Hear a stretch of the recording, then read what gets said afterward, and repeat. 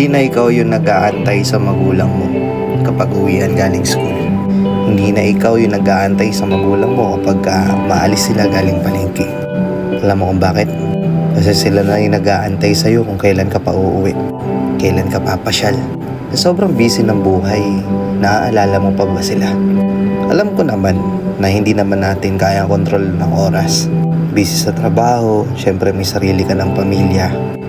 Kaya siguro kahit once or twice ka lang umuwi sa inyo, iba yung tuwa ng magulang mo no? Na sobrang saya nila, lalo na kung matatanda na sila.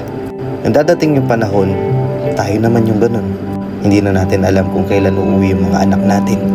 Na minsan siguro magtatampo rin tayo kasi naaalala pa ba nila tayo? Na ikaw habang tumatanda ka, mas napapadalas na gusto mong makita at makasama yung mga anak mo. At ganun din yung mga magulang mo. Sa tingin mo, tama? Baka namimiss ka nila. Pasyalan mo naman. Diba?